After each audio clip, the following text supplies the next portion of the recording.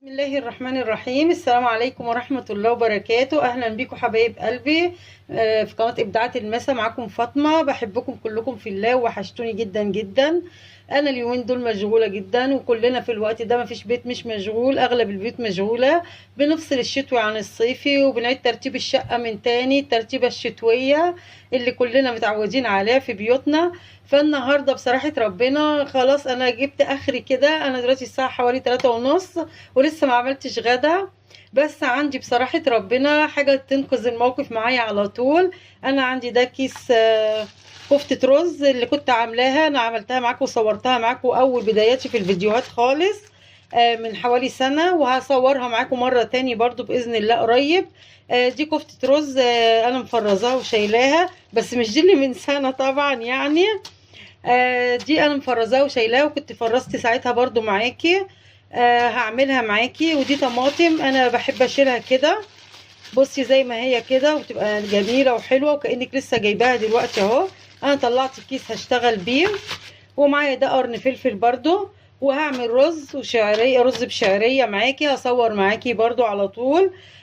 وده التوابل بتاعتي: توم، فلفل اسود، حبه شطه صغيرين، نص معلقه كزبره ناشفه، معلقه كمون. ويلا بينا، ورشه ملح صغيره لان الكفته عندي متظبط ملحها. ويلا بينا نروح على البوتاجاز ونشوف هنعمل ايه. بحبكم كلكم في الله، ويلا نقول بسم الله ونروح على البوتاجاز بتاعنا ونشوف هنعمل الغدا بتاعنا بسرعه ازاي.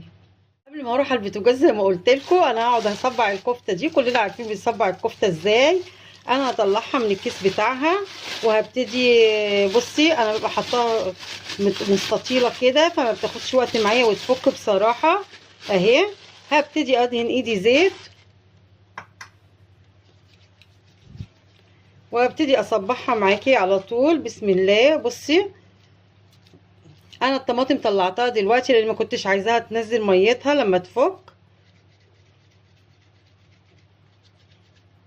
بصي كأنك لسه جايباها بالظبط. بصي اهي. انا هصبع الباقي وارجع لك. وساعات بتشيليها من الصباعه كمان بتبقى جميله بصراحه، ان انت تصبعي الكميه كلها وتحطيها في فويل وتشيليها برضو. هصبع بقيه الكميه وارجع لك على طول. ورجعت لك بعد ما صبعت الكفته بتاعتي اهي. انا عامله على قد الوجبه بتاعتنا، احنا 3 افراد الاسره بتاعتنا. تقدري لما تفرزي على الكميه اللي تكفيكي انتي في اسرتك. انا الوجبه دي تكفيني يومين. دي الطماطم بتاعتي اهي اللي هي المجمده. بصي لما ضربتها وصفيتها اهي، ضربتها في الخلاط وصفيتها زي الطماطم الطازه بالظبط. بتنفع دلوقتي الطماطم ب 15 جنيه الكيلو. انا عندي في الفريزر. طالما عندك خلاص ما بتشيليش هم نزول تشتري، او حتى لو هتجيبي على قد السلطه بس، والباقيه تبقى عندك في الوقت اللي هو فيه الطماطم غاليه دي. وفرمت الثوم بتاعي في الكبه اهو. وهنروح بقى دلوقتي على البوتاجاز ونبتدي نشتغل مع بعض. انا دلوقتي هستخدم زيت صيني اهو في تحمير الكفته بتاعتي. الحله سخنت على البوتاجاز، سبتها سخنت حلو عشان ببقى شطفها الاول. مش هحط زيت كتير، هما دول كفايه قوي. انا ابتدي احمر الكفته بتاعتي. بس وانا بحمرها بصي بعملها تاني كده. انا بحمر في نفس الحله اللي هعمل فيها الكفته نفسها. خليكي معايا خطوه بخطوه وهتشوفي ازاي تعملي وجبه بسرعه وتوفري فيها مواعين كمان. اهم حاجه ان ست البيت تبقى ايه مدبره نفسها في وقتها، نظير لما تيجي تعمل حاجه في البيت يبقى عندها ايه الشيء اللي تتصرف بيه على طول. التفريزات بتبقى حلوه وجميله في البيت، محدش يقدر ينكر كده خالص. بصي انت كل ما بتحطيها بتكش شويه. هحمرها وارجع لك. وكلنا عارفينها بتحمرها ازاي. انا بحبهاش تغمق بصراحه. انا بحبش اكلي كله حاجه تغمق فيه، ولا بصله ولا تومه ولا تحمير كفته ولا تحمير بتنجان. كل الحاجات دي انا بحبها تبقى فاتحه عشان ما تعملش حموضه في المعده ساعه الهضم، وبتبقى طعمها حلو وجميل. انا هنا هنقل الكفته بتاعتي في الجنب كده زي ما قلت لك. انا هوفر حتى مواعين، ما فياش حيل بعد ما اخلص اقف اشطب في المطبخ تاني. انا ما هصدق اعمل الغدا واقعد ارتاح بعد اليوم كله. دي المناديل، دي بكرة مناديل عندي حلوة بتشرب زيت جميلة بطريقة حلوة قوي بصراحة، جربتها وعجبتني.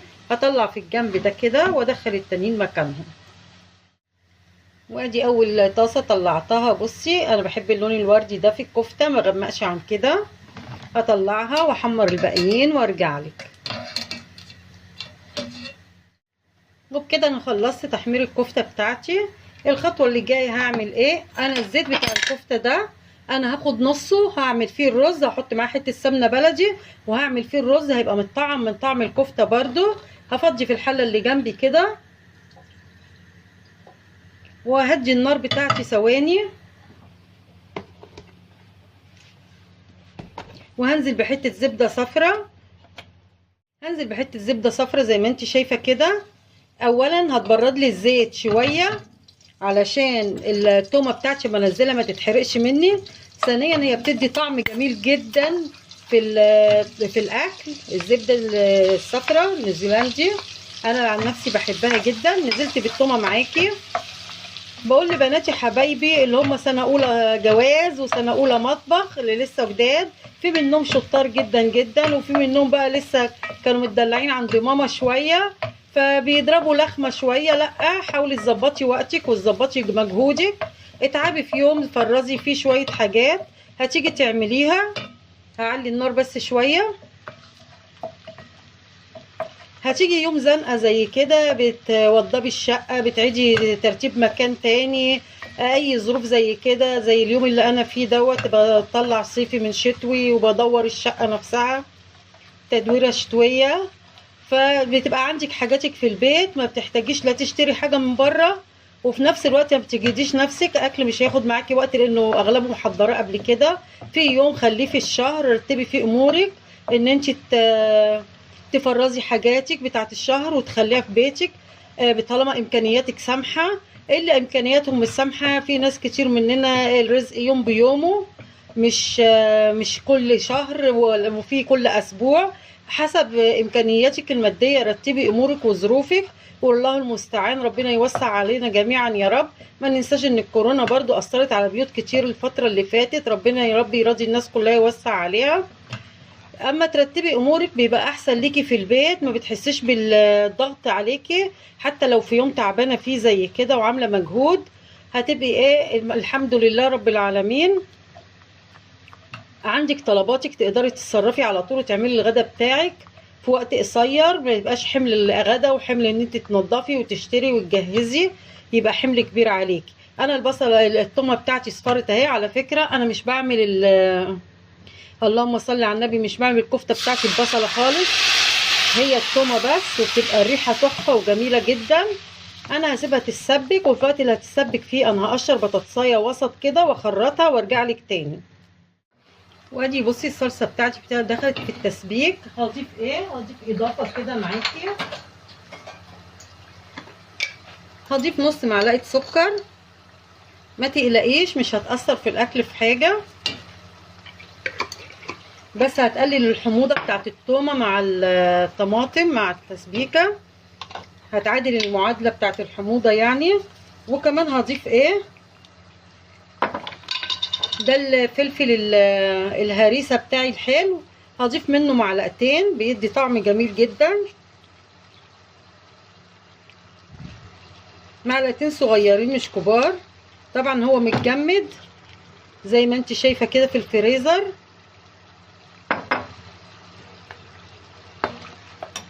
وهنزل بقيه التوابل بتاعتي لان انا ما كنتش دقيتها كلها مع التومه هي والفلفل الاسود. طبعا كده الصلصه بتاعتي لما اتسبكت انا مش هتنفع تحط فيها الكفته كده، هتستوي في ايه؟ لازم ازود لها ميه. بصي ادي مج، وادي التاني، وادي نص مج تاني كمان. علشان ايه؟ علشان تستوي فيها هي والبطاطس بتاعتي. اول ما تغلي برضو هرجع لك تاني، هغطيها دلوقتي. اول ما تغلي هرجع لك.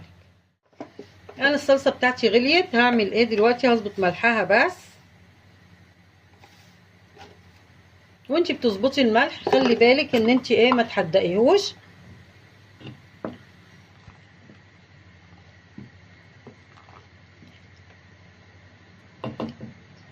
كده هعمل ايه؟ اول خطوه معايا انا هنزل بالكفته بتاعتي. بسم الله. تاخد بس غلوتين وبعدين احط البطاطس. انا واثقه في الكفته بتاعتي ما بتفكش بالطريقه اللي انا عاملاها بيها. لو عايزه تشوفيها ارجعي للفيديو، وان شاء الله قريب قوي هصور معاكي فيديو للكفته وطريقه عمايلها ومقاديرها، وتطلع معاكي ناجحه جدا حتى لما تبات في الصلصه ما يجرالهاش اي حاجه. هسيبها بس ايه تاخد 3 دقايق بس على النار. هنقل على العين التانية وابتدي اعمل معاكي الرز هنا عشان انا كمان مستعجله. انا لو مفيش تصوير كنت هشتغل على الحلتين، بس معرفتش اجيب الكاميرا على العينين بتاعت البوتاجاز. نقلت الحله على البوتاجاز، وده الزيت اللي كان مطرح نص الكفته زي ما قلت لك. هنزل بيه بحبه سمنه بلدي كده يطعموا لي الرز مع الكفته.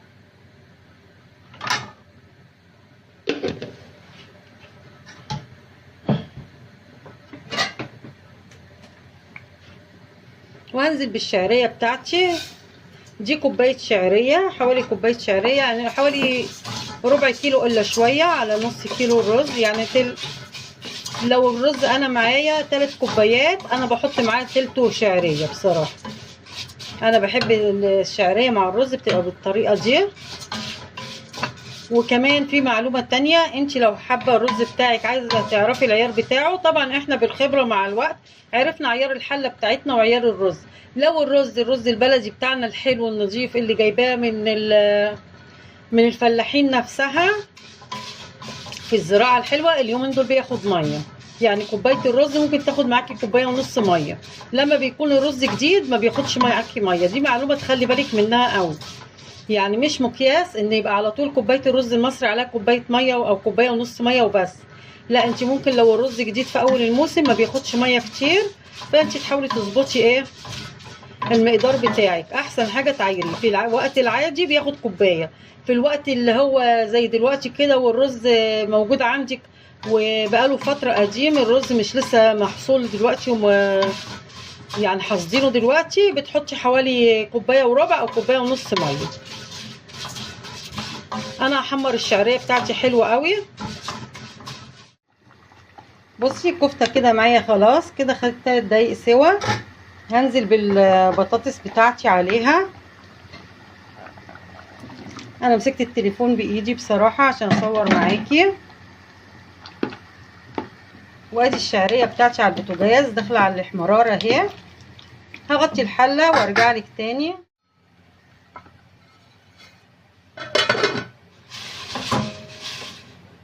عشان الرز بتاعي يطلع مفلفل بعد ما الشعريه خدت لون اللي هي الاصفر ده الحلو ده، وبتقلبي فيها باستمرار عشان تبقى كلها لون واحد معاكي ما تسيبيهاش خالص. هنزل بالرز بتاعي، انا غسلته وصفيته على المصفى، وطبعا حاطه ميه على العين اللي جنبي بتغلي عشان اسقي بيها الرز.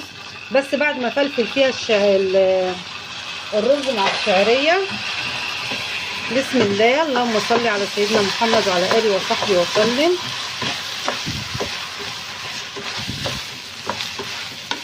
هقلب فيه لغايه ما احس ان الرز بتاعي نشف خالص. انا مصفياه بس هو بيبقى لسه فيه شويه ميه. الطريقه ديت بتخليه يطلع كله مفلفل معاكي الحبايه بحبايتها هو الشعريه، وبتاكلي احلى طبق رز. لو كلتيه من غير اي حاجه خالص هتلاقيه تحفه وجميل. تستمري في التقليب في الرز كده على طول. بصي لغايه ما تسمعي صوت الخشوله بتاعت الرز في الحله كانه ناشف بالظبط. صوت الرز لما بينزل في الحله وهو ناشف تعرفي ان كده هو اتفلفل كله، ونزل الميه اللي فيه نشفت وهيطلع مفلفل معاكي وزي العسل كده. الرز بتاعي بصي خلاص كده اتشمع كله واتفلفل كله مع الشعريه. هنزل بالميه بتاعتي المغليه. بصي اهي لازم الميه تكون بتغلي كده. بسم الله، الله اكبر. خلي بالك طبعا من ايديكي. بصي عشان الميه بتغلي والرز كان متفلفل عندي حلو وسخن، الاتنين سخنين مع بعض، هو غلي في نفس الوقت على طول. انا بس هظبط الملح بتاعه معاكي. بسم الله. لو مش عارفه عيار حلتك بتبتدي تدوقيه بصراحه عشان ما يحدقش منك.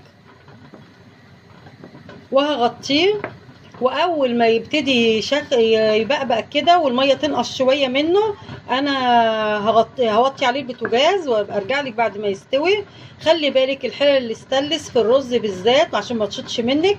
اول ما يبتدي يعني ما فيش 3 دقايق يشرب الميه اللي على الوش دي شويه بس مش كلها، وطي عليه النار هيطلع معاكي جميل جدا. اترك الحله بتاعت الكفته تاني مكانها هنا. بصي هي كده شبه استوت معايا، اكيد مش عايزه البطاطس تبقى مهريه بصراحه. هجيب طبق ونشوفها مع بعض. بسم الله. طلع واحده كفته، واحده بطاطس، وبالمعلقه نشوفها. بصي الكفته استوت معايا اهي، بصي، والبطاطس برضو استوت. انا ما بحبش البطاطس تتهري، بصي خليها فيها قرشه كده بتدي طعم حلو في الاكل، ما بتبقاش معجنه معاكي ولا حاجه، بتبقى طعمها حلو كده. انا هطفي البوتاجاز والكفته بتاعتي بصي بسم الله ما شاء الله، الله اكبر. الواحده بوحدتها زي ما هي اهي، وتبات لي تاني يوم واحده بوحدتها زي ما هي. وهبقى اعمل معاكي خلطه الكفته مره عشان تشوفيها معايا تاني للناس الجديده اللي لسه موجوده معايا في القناه، واي بيتابع جديد يشوفها بدل ما يدور عليها في اخر القناه. وهطفي عليها وارجع لك لما الرز يستوي. وعلى بال ما الرز يستوي عملت احلى طبق سلطه، بصي جميل جدا جدا. انا بحب مع كفته الرز، جربي مع كفته الرز وجنبها طبق سلطه كده بتبقى اكله خرافه والله بجد. بصي بقى ما تقوليليش الطماطم غاليه، والطماطم ب 15 جنيه. طبق السلطه ده كله هي بطماطميه واحده اهي، بطماطميه واحده، وكله خضره وخيار وفلفل رومي وبصل احمر وبس. وحتى لو الطماطم مش غاليه انا بعملها كده برضو، طماطميه واحده في السلطه بتبقى حلوه قوي. ما تكتريش طماطم في السلطه بتاعتك عشان الاملاح. احنا القصد من طبق السلطه ان يبقى مغذي ومفيد، فالطماطميه الواحده كفايه قوي على طبق السلطه بصراحه. وهكمل اشوف الرز معاكي ونكمل بقيه اكلنا. وادي الرز بتاعي طفيت عليه، بصي مفلفل الحبايه بحبايتها ازاي، بصي كله مفلفل في قلب بعضه اهو، ما فيهوش حبايه لازقه في التانيه زي ما بيقولوا. والشعريه معاه اهي بصي تحفه، بصي عامل ازاي. ما تغرفيش الرز وهو سخن كده، نصيحتي ليكي اصبري لما الرز يهدى شويه والبخار ده يهدى حواليه وبعدين اغرفي وقدمي ماشي. وما تغطيهوش تاني كمان، خلاص كده. ان انت لو غطيتيه تاني هو بيكمل سوا من عرق الحله نفسه. قلبيه دخلي فيه هوا كده من الجناب ومن كله وسيبيه، هتاكلي احلى رز مفلفل وجميل وزي الفل.